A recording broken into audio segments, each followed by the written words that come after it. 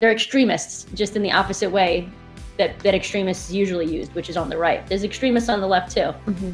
Yeah, I was just like stuck on abortion cake, so I was like, is it gonna have like cherry topping? All that? I probably shouldn't describe it. Oh my god. God. It just sounds so disgusting. Yeah, okay, no, I'm gonna shut up now. To me, what gender is innate.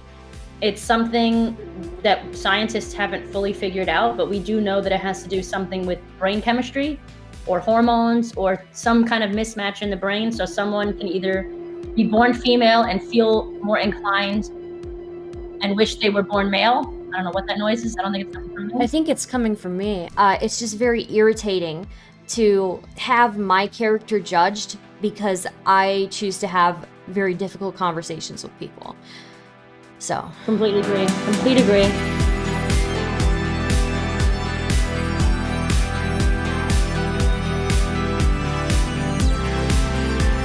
Let's have you guys do your intro. Arielle, since you were here first, introduce yourself. Who are you? And then give your opinion on the Roe versus Wade question. Do you think it's overblown, or do you think it's not a big deal?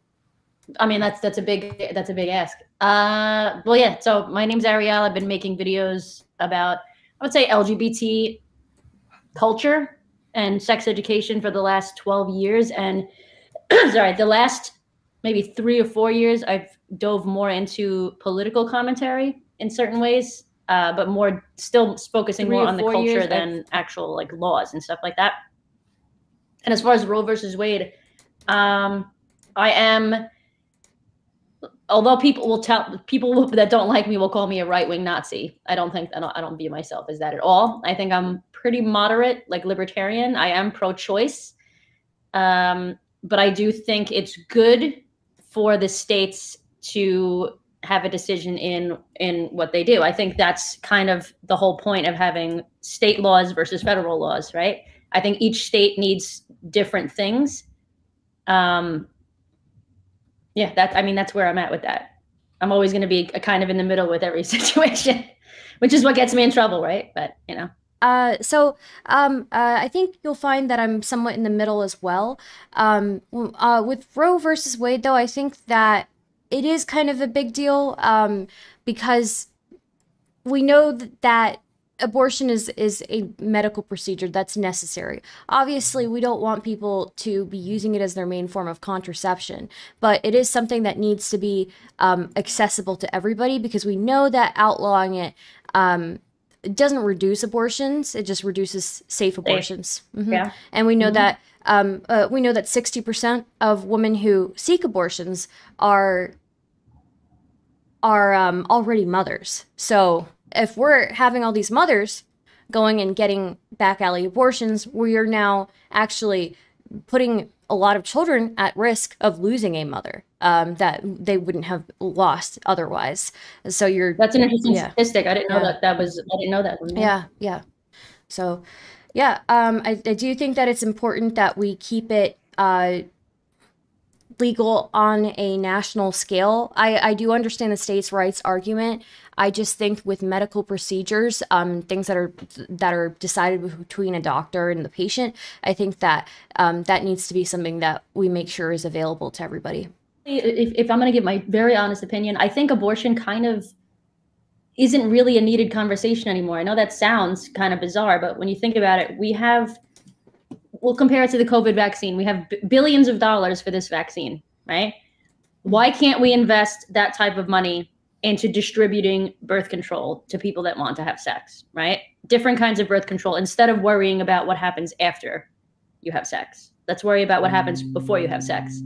I think we need to shift the conversation in that direction. And then the abortion debate, won't be as needed anymore.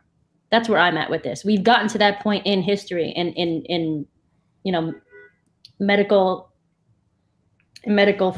field where we have all these different ways of we have Plan B, we have birth control, we have condoms, we have medical procedures that like vasectomies and stuff like that, like can be reversible for males. Like, why aren't we doing all of these things or educating people on these things?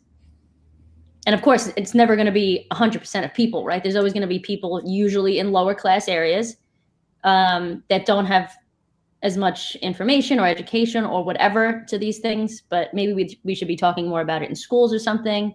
I just think that that needs to be the direction that we go in, rather than worrying about what happens after the fact. So that's kind of where I'm at, to be honest. Yeah, I think that's a very good point. I think I believe part of the statistic of people who get pregnant is not because they weren't on contraceptives altogether, but because they ran out of contraceptives. So a significant portion of people who do get pregnant are people who were on it, but they just had a gap in the coverage. So I kind of agree with that. I mean, I think one thing to kind of take into consideration, you have to kind of have like a miracle to kind of get pregnant by accident. So a lot of people actually don't get pregnant immediately when they're trying for a child. So people who get unexpected pregnancies kind of get lucky in a way. Of course. Yeah. Course, yeah. So I do think that the birth control argument is also very good. I also think that a lot of people seek an abortion because they don't think that they're financially able to take care of another child. They don't think that they will have enough support around them. And a lot of them, I believe like 1/3 of people in the studies that I was looking at have had like a deterioration with their partner, and some of those relationships became abusive already. So I do think that we also need to focus on making it easier to raise children for mothers on your own, in case of that, because I think that if you really want to reduce abortions, the two ways, right? Contraceptive.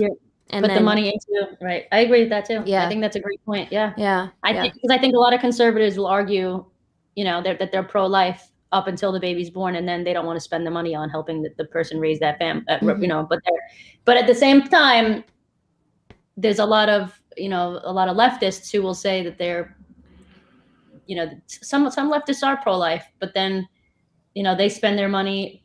Democrats and progressive candidates tend to spend their money on immigrants, right? So I'm all about, I think we should fix what's wrong at home first, and then look outward. I think we have a lot of issues in the United States. Not that other people don't matter.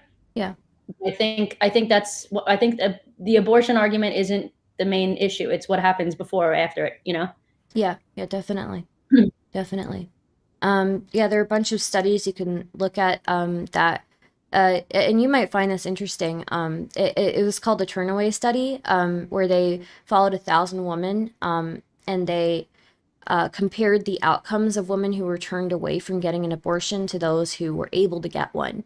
And across the board, it seems that people who were denied the ability to get one had worse outcomes afterwards. So, yeah, I think that makes sense too. I think that just energetically speaking, spirituality, I'm very spiritual. Mm-hmm. If you come to a place in your life where you don't want to go down a certain path, and you're forced, so to speak, to go down that path, you're more likely going to be obviously not happy. You're going to be stressed out more. So yeah, like when you're drawing more stress to your life, more stress will come, right? Yeah.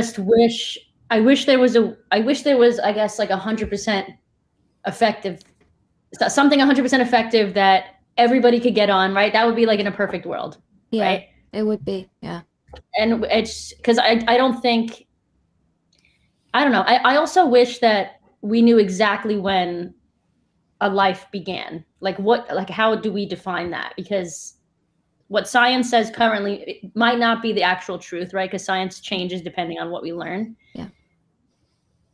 Is it when cells actually start reproducing? Is it when there's a heartbeat? Is it when, how can we, a lot of people define it differently, right? And then there's some feminists, even myself in the past would say, is it really a living being?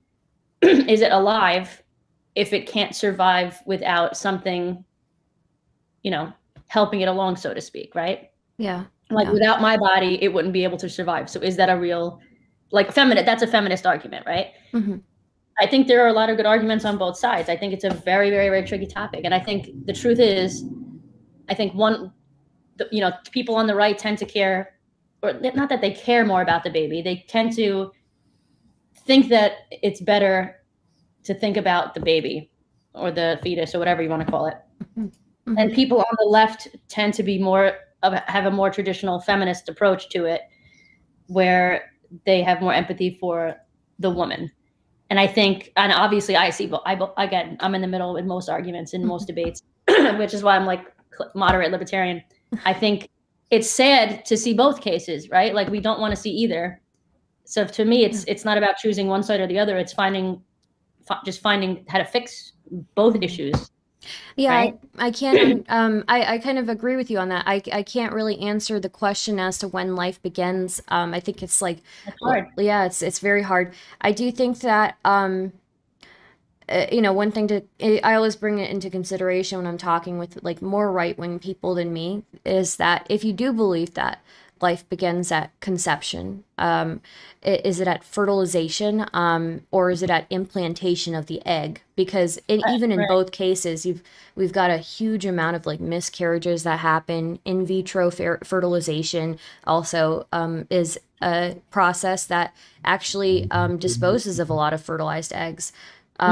So I do definitely get both sides, and I can appreciate the argument on the right-wing side where all lives are equal and all lives are valuable. But I mean, at the end of the day, again, it just comes down to it being like a medical issue, right? So yeah, I do see that, because there's always those. I don't know statistically how often this happens, but there are those instances where if the woman were to carry full term or carry to full term and then have the baby, she's at like greater risk for death and stuff like that. Like, what do you do then? Right? Like, what, all lives equal then? Like, why are we still putting a baby before? Like, there's a lot of issues that come into play here. Yeah, definitely. It's very, very tricky. But I think we're better. At least I think most of at least America is kind of figuring it out, because I think most Americans are not happy with, like, you know, 9 months in the womb and then being able to abort the baby. Like, that's like, to me, that's insanity. But then people on the far right would be like, well, how is it any different from 1 month? You know, and I don't have an answer for that, honestly. It's just that I think it looks more like a baby the older it is. It's really what it comes down to. But is that the truth? I don't know. I think there's a lot of it's really a difficult conversation. Yeah, that's very where you're at. Yeah, definitely. Yeah, because I don't even agree with some feminists will say like, oh, life begins when it comes out of the womb, which I don't really agree with that either. Like, we know that it's alive, right? It's coming out of the womb doesn't automatically make it a person. I think that life very clearly starts before then. So yeah, it's very, very complicated, but very complicated. Yeah. I just wish people could have more calm arguments and debates around this topic. Like, just sit there and talk it out and kind of see from both angles, or all angles, whatever that even means. And one thing I'm not a fan of by any means is people celebrating abortions. Like, I don't care if you get one, if you need it, but like, celebrating abortions just sounds like evil, honestly. Yeah, like shouting abortions and like having abortion cakes. Like, it's just evil. It's like it's like celebrating running over an animal on the street. Like, who the hell? I don't understand who would do that. Yeah, I agree with you on that. Whenever I hear like lefties making that argument, it kind of makes me cringe. I think it makes us look bad. I think it makes people who are pro-choice look bad if like we're, you know, advocating for abortion parties. Like, the other day I was talking to somebody and they were saying, well, why not? Why not it be like a celebration? Well, why should it be a celebration? I feel like most people make that decision. Yeah, I like Taj's face here. So it's a very small fringe minority, of course. Yeah, making us all look bad, right? It's the same thing with, you know, the gay community and the trans community. It's like there's in the Black community, I'm sure too. Yeah, like there's with all minorities, right? Most minorities. There's always a very small minority of these minorities. Yeah, a very small group of that is it like they're extremists, just in the opposite way that extremists usually used, which is on the right. There's extremists on the left too. Mm-hmm. Yeah, I was just like stuck on abortion cakes. I was like, is it gonna have like cherry topping? All that? I probably shouldn't describe it. Oh my okay, god! It just sounds so disgusting. Yeah, okay, no, I'm gonna shut up now. Is it a blue cake? And if it was aborting a boy, a pink cake. If it was, it's like that might be considered like what is it called? Where we might be getting into the category like I think in India and in China, they abort a lot of girls. Yeah. So we might be getting into that. Talking point. Yeah. And it's true. It's true. It's sad. Yeah, it's very sad. Yeah. Mm-hmm. And because of that, they have like a huge gender imbalance now. And there's like something like a ridiculous amount of men in India who are going to be like, who are never going to find like a female partner because of how bad the gender imbalance is. Maybe they'll just turn out to be gay. Hopefully. Yeah. I don't know. Yeah. So, yeah, no, I agree with you. The whole like abortion party, abortion cakes thing is kind of disgusting to me. I don't think we should be celebrating something that is a very hard decision for most people who make it. Right. So, exactly. Yeah. Yeah, I'm glad you said that. Yeah. Generally, I get into a lot of trouble for being in the middle as well. So, yeah. Are you in the middle of most arguments with most controversial topics? I think, you know, I'm a liberal, but like a classic liberal like me, or like a leftist? Would you consider yourself? I would still consider myself center left. But I think I think I try to kind of bridge the gap a lot. So a lot of people get really mad at me. Yeah. Same. So. Yeah. It's also because we're women, though. You know that. Oh, is it? Yes. Yeah. For sure. I mean, I'm a traditional feminist. I believe that that's actually fairly accurate. Okay. I think if you are either a minority or a woman, and you're not falling where they think you're supposed to fall, you're gonna get more shit for it. Do people ever talk to you like you're a child? Like I feel like people talk to me like I'm a child all the time. Well, not. I see. Yeah, kind of. I know what you're saying. Like how do you not know that they hate you? Don't you know that they hate you? Blah, blah, blah, blah. And I was like, well, I'm still gonna have the same opinion. It has nothing to my opinion has nothing to do with who dislikes me. It has to do with the way I feel about a situation. Yeah. My opinion's not gonna change depending on who's supporting me or not. Yeah. Like it's just morals, right? It's what I think is right versus wrong. Yeah. Which is actual activism, right? Yeah. Yeah. Definitely. Yeah. But like speaking of, what was the next topic? LGBT. All right, so I guess since you guys agree, our next topic is we kind of agree with. Yeah, I was honestly hoping for some fireworks immediately. I was really hoping for that. I'm only speaking my truths. So all right, so our next topic is Taj, you go ahead and introduce it since you have how it's worded in front of you. Okay, yeah. So in front of me, I have on the docket is not telling a partner that you're trans considered rape. Mm. So say like you sleep with somebody and you find out that they're trans the morning after. Some people gosh, it sounds so horrible. Some people in online discourse consider that to be rape, the same as just lying about one facet or another, just to get laid. So is not telling someone that you are a marginalized group of some sort, just rape in general. What are your thoughts? Stardust, you can go first on this one since Arielle went first last time. You know, I don't know that I would consider it rape. I do think that it's kind of deceptive. But by the same reasoning, I do think it's very deceptive. But it would be more of a concern to me if somebody entered a relationship with somebody, a serious relationship, and then they didn't know that. As far as a one night stand or even a fling, I don't know that I really think that I think it's just deceptive. It's the same as I feel like I could make the same argument for somebody who only let's say there's a racial supremacist and they only want to date white people, right? And they find out that somebody they're sleeping with is a 1/4 something else. Is it rape? I don't think it's rape. If they find that out, if they thought, I don't know. I feel like we can make a lot of arguments the same sort of way.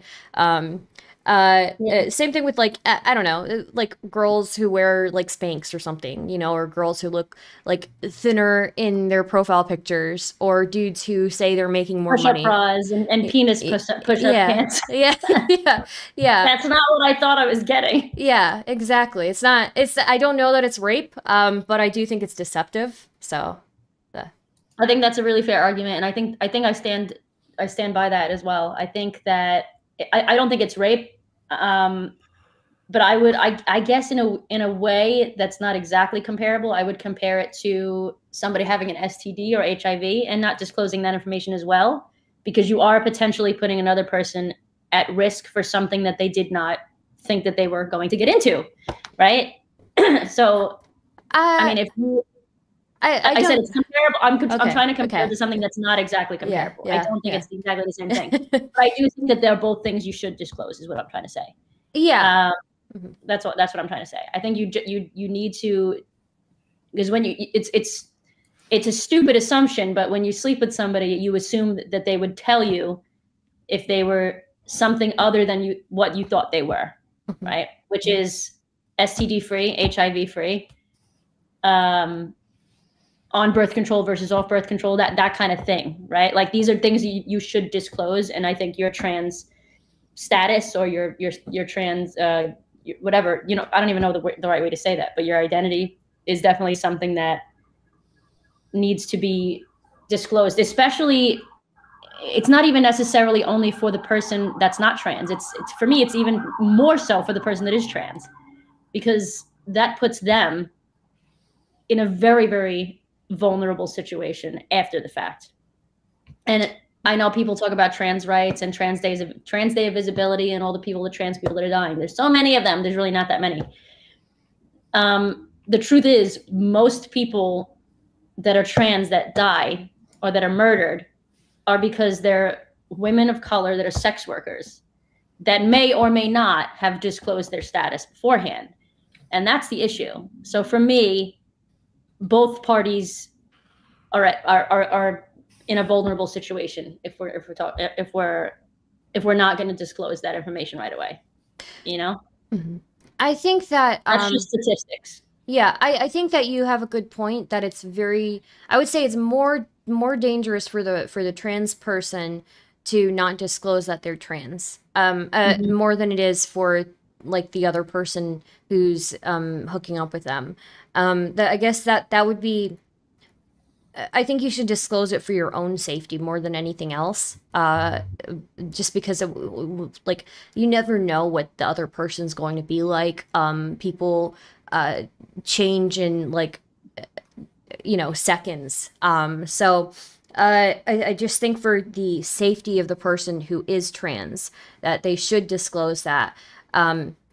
Make sure they're with somebody who is not going to like hurt them or something like that. But I think I would compare it to the contraceptive thing. I think more than like STDs, I would probably more compare it to contraceptives, because like you're putting yourself at risk more than anybody else, I think. So yeah. I have maybe one thing we'll disagree with here. So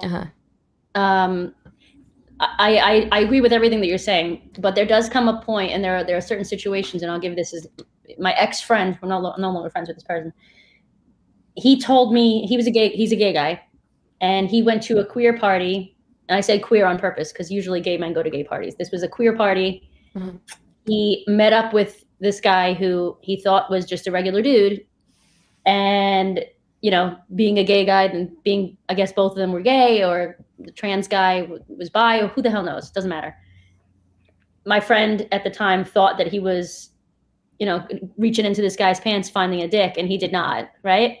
So that's kind of also not consensual, right? Like, it's consent, in my opinion, isn't only what's being done to you, it's what you're doing to somebody else. Like, I'm still using my body to pleasure other people, and that wasn't consensual to my friend, right? This trans guy should have told my friend at the time, I'm trans.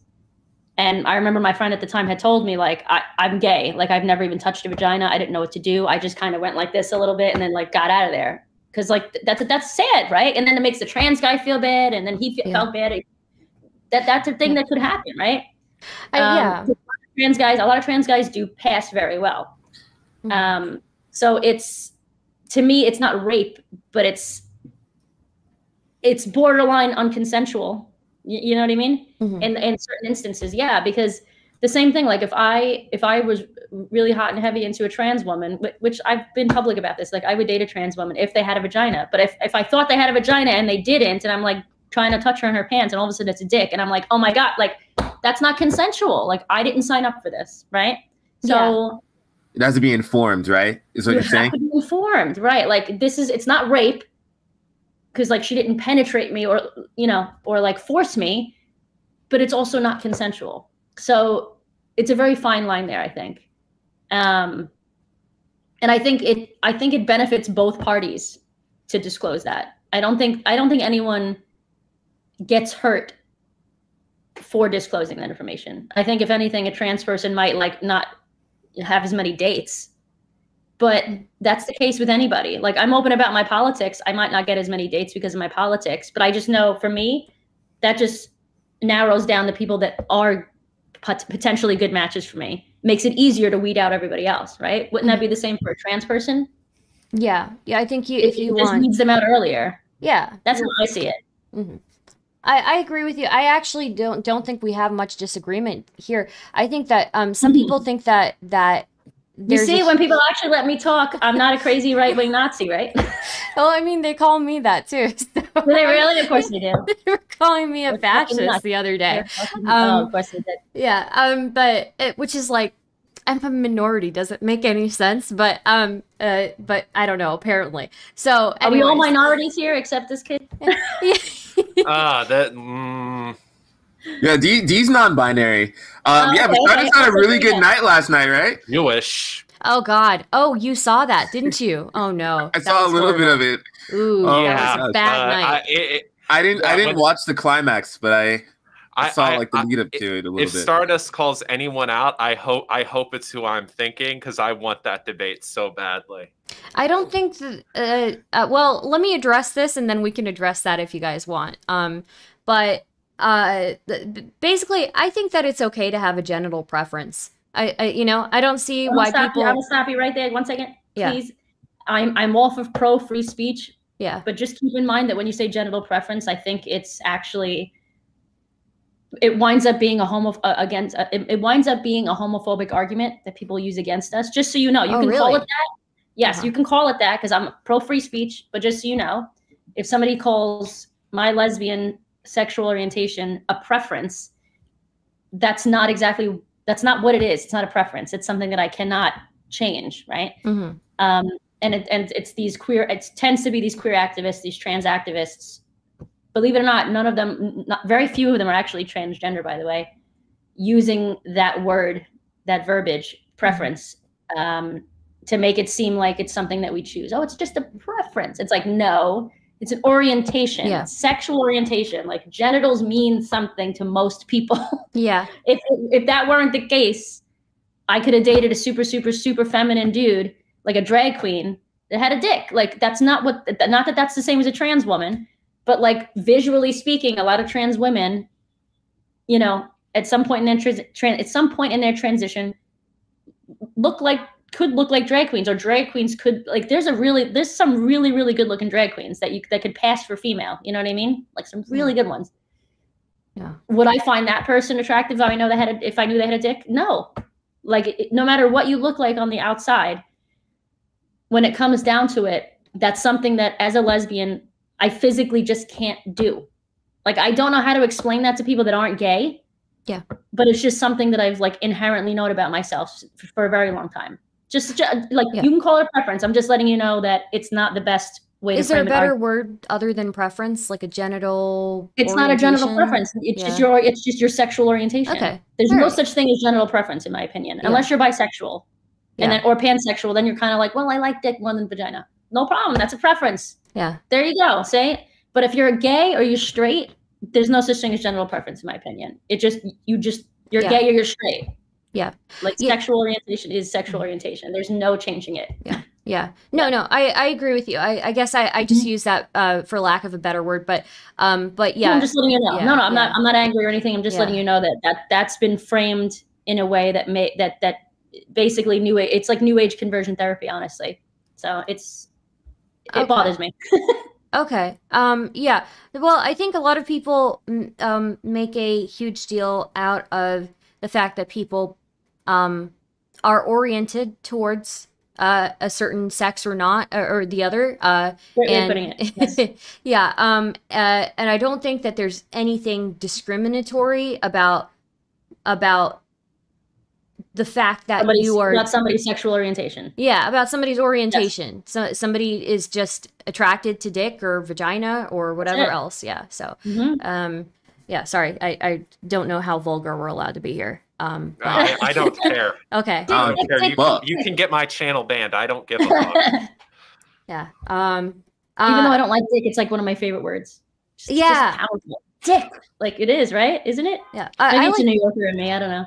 I like to use like generally insults that are usually used towards females. I like to use them on men. I think that it's I don't know what it is. I know exactly what you mean because everyone in the UK calls everyone cunts like it's nothing. Yeah. It's always dudes calling other dudes that. Yeah. I think it's so much more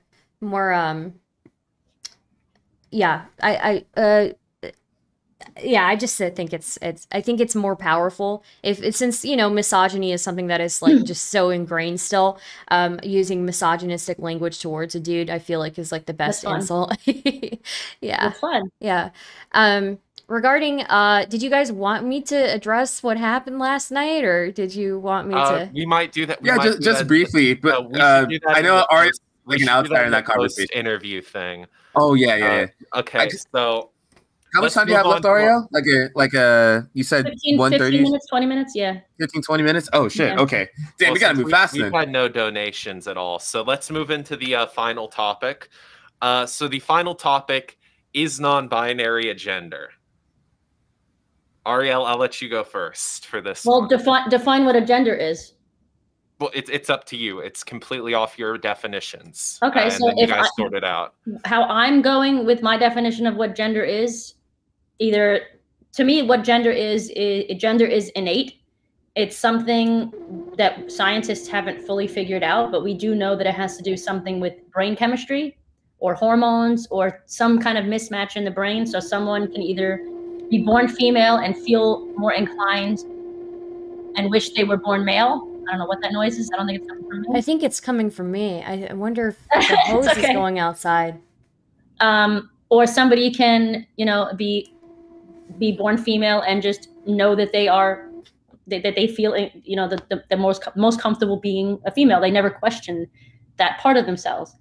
The only way, so we have people that are biological women, biological men, and people that are biological men and biological women that identify as the opposite sex, opposite gender. You can identify as the opposite sex. You would feel more inclined. You'd feel happier if you were in the opposite gendered body. Do I think non-binary is a real gender? No. I think that non-binary people, the only way I could see that being, quote, a thing that would make sense to me. And not that it matters, because you can identify that way, and I don't give a shit. Identify however the hell you want. That doesn't mean I need to see it as a real identity, though, right? The only way I would see it as an identity that actually made sense is if it was like partial gender dysphoria. Like if somebody were to tell me, and there was some scientific proof to it. They said, I was born male. I don't like living as a male.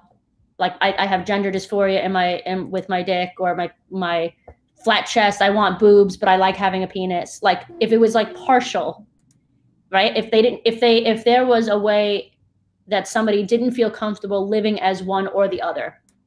Because for most trans people, right, for actual transsexual people, the whole point of transitioning is because they would feel more comfortable to the best of their ability living as the other. If living as, like if somebody was born male and transition and living as a man wasn't good, but living as a woman also wasn't good, and they needed kind of somewhere in between, whatever that means, that would kind of make sense to me as like what non-binary would kind of mean. But that's not what I see in society. What I see is most people identifying as non-binary these days just means dressing differently. And honestly, a lot of people identifying as non-binary aren't even doing that these days. They're just claiming the identity and not having any physical, mental, emotional changes, right? When you go on hormones or you have physical changes done to your body, that affects your mentality. It affects your emotions. And if like even the way society views you, right, changes the brain chemistry. It all comes to fruition at some point. So for me, if somebody like Taj, if he was calling himself non-binary, but living completely as male and as a dude, like I would question that. It's like, what's the purpose of saying that you're non-binary if you're not changing anything about yourself? So that's where I'm at in the conversation. I don't know if any of that made sense. I feel like there's a long-winded answer, but there's a lot of people identifying as it right now. And I think if non-binary was actually a thing, I think it would be even more rare than actual transsexual male to female or female to male people. I think you have a so just like full disclosure, I used to never understand non-binary. It used to be something that constantly stunned me. I just didn't understand what it meant to be non-binary. I think I made a friend who actually did have gender dysphoria, who was non-binary, and that was pretty interesting. But are you guys hearing that? Is that? Yeah, I'm listening. Yes. Listening. Oh, okay. All right.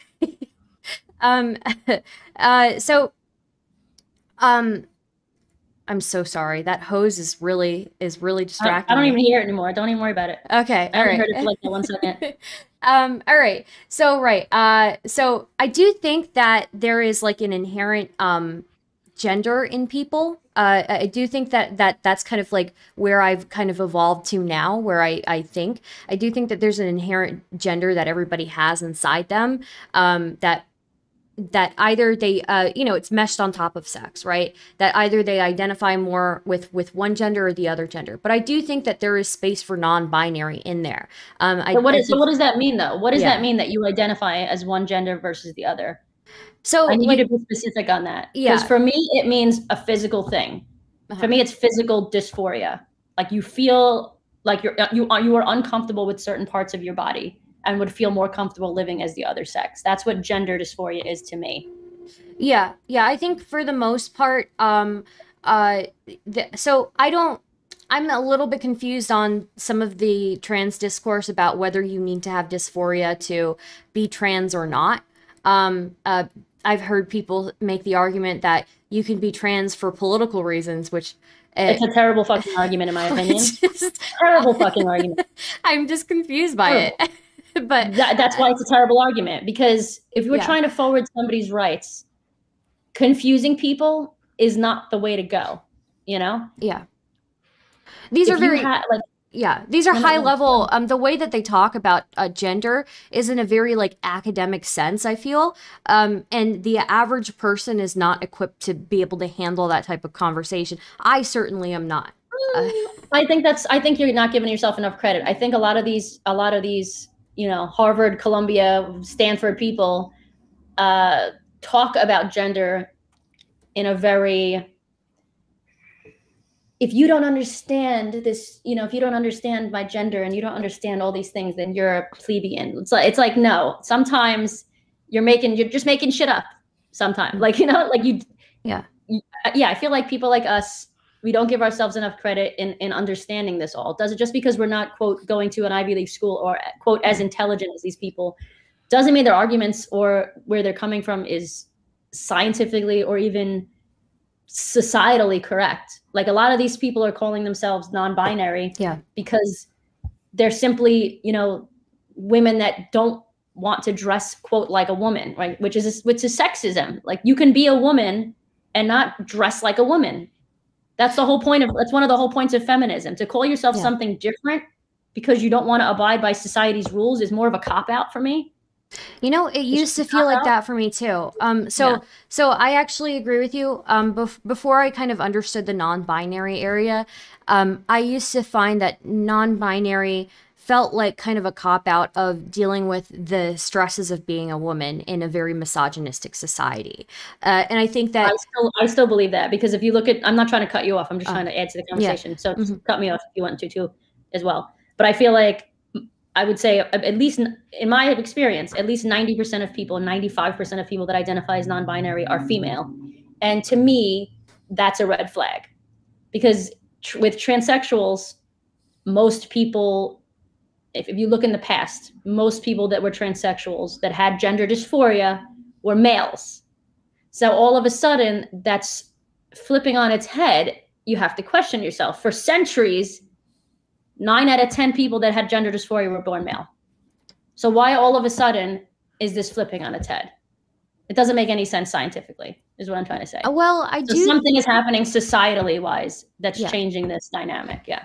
I have met non-binary people who actually do have gender dysphoria, and I do think that and I'm with you on that. Yeah. I think if somebody has gender dysphoria, then I will call them, or you know what I mean? Like I completely. But that's not the non-binary people that I'm talking about. I'm talking about people that are just claiming these identities. Yeah. Walking around, not changing anything about themselves, not experiencing actual trauma or, body insecurities or whatever you want, gender dysphoria. That's my issue. I might make the argument that a lot of women experience body dysmorphia. That's very different, though. Correct. It is different. It is different. But a lot of them are getting it confused with dysphoria. I wonder if because the experience of being a woman is, I honestly think that the experience of being a woman is partly just comes inherently with some body dysmorphia. And that's in general with all women, right? Especially teenage girls experiencing, they're more likely to experience anxiety, depression, anorexia, OCD, like literally almost every type of mental illness besides actual gender dysphoria.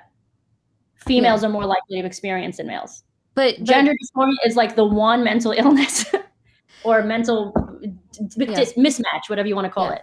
That was way more common in men. Do you think that it's possible that some people who have body dysmorphia maybe actually have gender dysphoria? Or I think it's vice versa also. I think I think a lot of people that have gender dysphoria will also have body dysmorphia, right? I think it comes with the turf. Yeah. But I think a lot of people that think they have gender dysphoria don't, and they actually have body dysmorphia, which is why you're seeing a lot of detransitioners. And a lot of it also comes from trauma, right? Females are more likely to experience sexual trauma, therefore also feeling not at home in their own bodies. It's a lot of different things that are coming into play with this. Yeah. And I do genuinely think that they believe they have gender dysphoria, because that would be the easy way out, right? All I have to do is change my body and I'll be happy. But then they do that and they're like, shit, I'm still broken, because it wasn't gender dysphoria. It was sexual trauma, or there were some other issues at play. So when I talk about these things, it's not because I'm transphobic or whatever people want to call me. It's because statistically, and this is for decades, for centuries,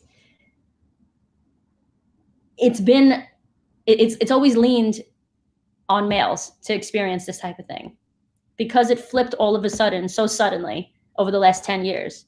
That should raise a massive, massive red flag, especially for anyone that's a woman, and especially anyone that's a feminist. Like, what the hell's happening, right? Like, what has changed in society?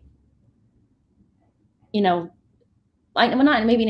guess it changed in society because, trans has been, the idea of being trans is now celebrated more. It's more open. People are more open about it. And it's seen as like this gateway, right? The light at the end of the tunnel for many of these women that are struggling. Because think about it. Like, if you thought that you had a choice, right? I guess, no, it wouldn't even be a choice. If you went through sexual trauma or some kind of trauma and you felt it, like I said, you felt not at home in your own body. It's not gender dysphoria, but you think it is, because listen, gender dysphoria, there's a light at the end of the tunnel. This other way, I have to go through all this therapy and I'm still not going to feel comfortable in my body. But the truth is, if I go that other way, of course, they don't know this at the time. You go that other way, you're going to feel even more uncomfortable in your body, because you're not supposed to be you don't have gender dysphoria. So these people detransition, and then they're even more fucked up than before. And it's like, I think it was my friend Buck Angel is a transsexual guy. He's in his 60s. Mm-hmm. There's a Reddit group he was talking about. He's a part of. He helps like moderate it or whatever. Like he goes in there and talks to the kids. It was like 28,000 teenagers. 28,000 teenagers in the Reddit detransition subreddit. Wow. That's a lot. That's a lot. And like, again, 95% of these people are young females. So yeah, I definitely see your point. I agree with you that, you know, a lot of it's very sad because like sexual trauma, you know, you want there to be like a light at the end of the at the end of the tunnel, but people are the reality of like dealing with that kind of stuff is you have to go darker. But and it's horrible. I think I'm gonna for people that are watching, I'll explain. Not that you're not explaining it well, but I'm gonna say it differently. Like you having this trauma is like spilling paint on the floor, and thinking that you have gender dysphoria and transitioning is kind of just throwing a towel over it and pretending that it's gone, right? You can't see it anymore, but then the paint is still underneath, right? Yeah. That's not the way you're supposed to go. That's not how to clean that up if that's not what you have. So you wind up having you wind up going down this road, you know, that's not meant for you.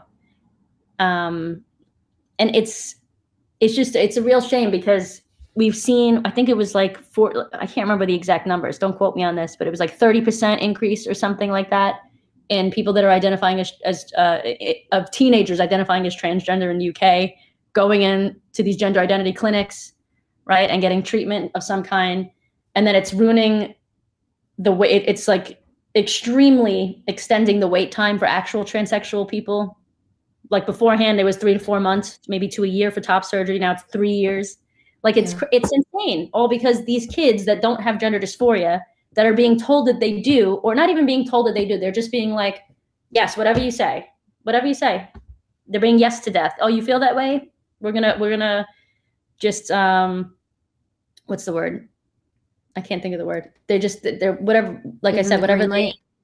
Yeah, there's a word for it. I can't think of what it is, but validating their identity, I guess, basically is the way to say it. They're just validating it. Whatever they say is they don't want to get called transphobic. Sure, whatever you say you are, you are. Instead of actually coming back at them and making them jump through these hoops like they did years ago. There was way less detransitioners 10 years ago than there are now, you know? Yeah. But nobody wants to be called transphobic. Nobody's going to push back. No doctors are going to push back. They don't want to get malpractice lawsuits and stuff like that, which is funny because that's when it's going to happen anyway. Yeah. But just, you know, in this case, it's just going to be for people that didn't have, like I said, didn't have actual gender dysphoria. Yeah, I do think that it's probably hard from a medical perspective to if somebody's having that type of like sexual trauma and trying to compare that to like gender dysphoria. And I'm sure there's plenty of overlap as well. Where there's I was just going to say, of course. Of course. It's probably very hard from a medical perspective to be able to identify that. I do diagnose it perfectly. Yes. Yeah, I do think if we I just think that they're pushing it too early, is what I'm trying to say. I don't think it's easy to diagnose the difference between the two. I just think they're being too lenient. Way too lenient. I think if we lived in a society where because one thing that somebody said that kind of made a lot of sense to me is that the gender roles of women have kind of expanded in recent years significantly, although things are still, you know, we still live in a very misogynistic society, but the gender roles of men haven't really expanded as much in recent years as it has for women.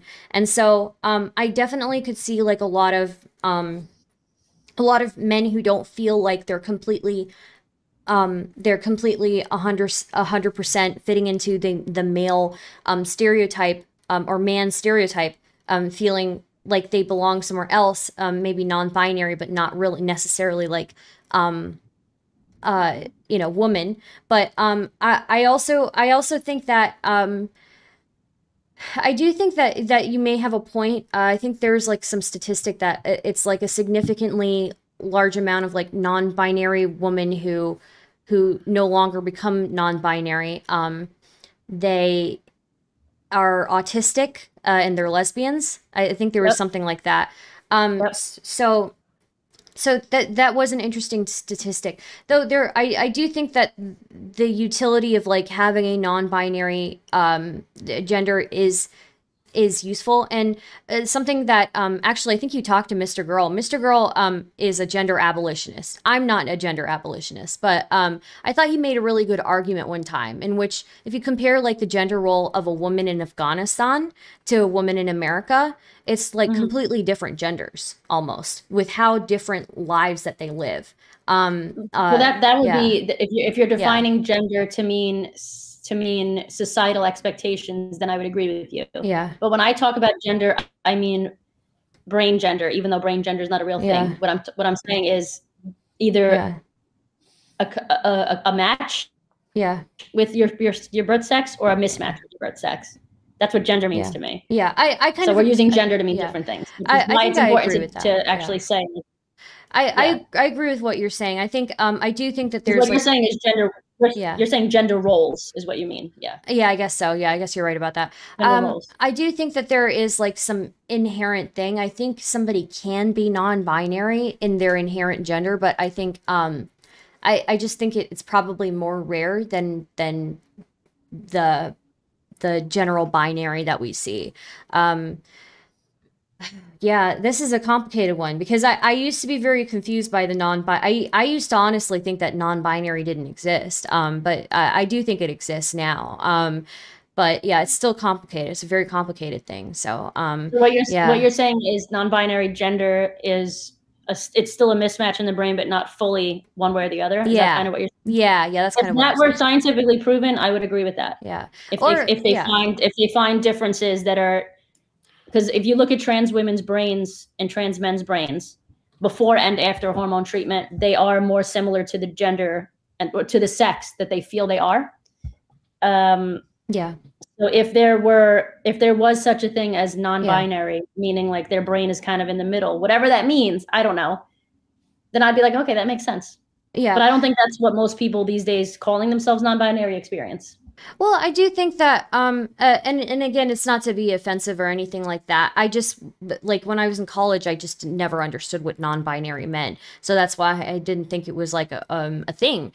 And it just made no sense to me. But I do think that somebody also explained, like, if you have no inherent tie to like a gender, and this is where we get into like to people who identify as like something other than gender, right? If you have no inherent like gender identity, I guess, because I think a lot of people have like an inherent, they just know for sure that they're something, right? I think there are some people who don't have that inherent feeling, and maybe some non-binary feeling people fall into that as well. So yeah, again, it has to do with what you think gender is in the first place. Right. Is it a brain mismatch or is it a brain match? And people are just saying, or people are just dressing differently or acting differently, or I do think it's inherent. I do think that there's like an inherent gender in people. I just think that there's space for non-binary, and I do think that there's also space for people who just don't. There are going to be some people who maybe don't have that inherent gender in them.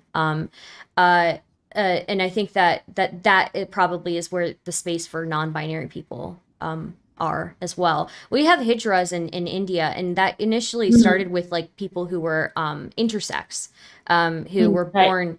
But I believe also they have people who are transgender in there as well. And the hijras are considered like a third gender. So yeah, it's interesting. A lot of them were intersex people, and a lot of them live in their own communities and stuff like that.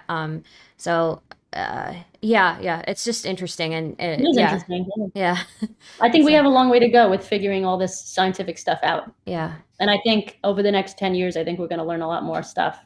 So it'll be exciting, and it's job security for us, right? It's more content to make, more content. Oh yeah, definitely, yeah. Yeah. All right, so we did receive one super chat, and I know that Arielle is about to have to go because of time. This is to both of you. This comes from Definitely Dish. The question is, how do you feel your identity affects your politics, and why does your identity matter within your political opinions? I don't think your identity should matter with your political views at all. I think in some cases it will, but it shouldn't have to. And I think if it has to, that's when you see corporations or brands or political parties taking advantage of that. Final answer. All right. Very simple, but it's the truth, I think. So I think that representation in like brands is important. As far as like, how does my identity, is the question, how does my identity affect your political opinions, that kind of stuff? How has it formed it? I think being like a minority and being a woman, I think definitely like gives you a different perspective. And I think even within like left-leaning spaces, also not having the same opinion as everybody gives you a different perspective as well. I think people, regardless right or left, are more willing to talk down to me because, you know, or maybe that's just my impression, but it feels like I get talked down to a lot. And then people try to gatekeep who I get to talk to, or try to tell me that. That's abusive behavior. Don't let people do that to you. Oh yeah. That's the subject of a lot of recent drama. But yeah, don't let people do that to you. Yeah. Don't. Nope. So it's so people try to gatekeep what one I can talk about, to like whether I'm even capable of talking to people, which is just ridiculous to me. Am I a human adult? Am I able to talk to other human beings? Why do you feel like people talk down to you?